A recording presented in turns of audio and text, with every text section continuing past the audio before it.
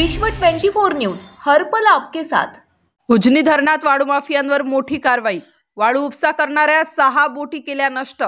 आज दिनांक 10 जानेवारी 2025 रोजी माननीय जिल्हाधिकारी पुणे श्री जितेंद्र डुडी व अतिरिक्त जिल्हाधिकारी श्री सुहास मापारी यांच्या मार्गदर्शनाखाली व बारामती उपविभागाचे उपविभागीय अधिकारी श्री वैभव नावडकर यांच्या सूचनेनुसार इंदापूर तालुक्याचे तहसीलदार श्री जीवन बनसोडे व इंदापूर पोलीस स्टेशनचे पोलीस निरीक्षक श्री सूर्यकांत कोकणे यांच्या नेतृत्वात महसूल व पोलीस प्रशासन यांच्या संयुक्त पथकाने उजनी जलाशयात इंदापूर तालुक्यातील कांदलगाव येथून करमाळा तालुक्याच्या हद्दीपर्यंत पाठलाग करून वाळू माफियांच्या 6 बोटी पकडल्या व त्या सर्व बोटी बुडवून नष्ट केल्या।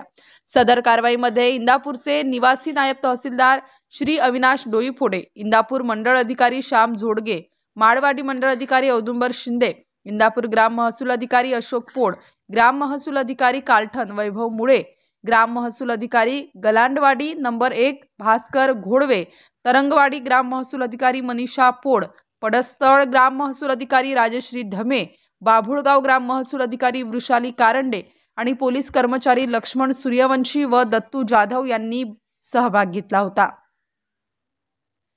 विश्व 24 न्यूज साठी इंदापूरवरून प्रतिनिधी अतुल सोनकांबळे।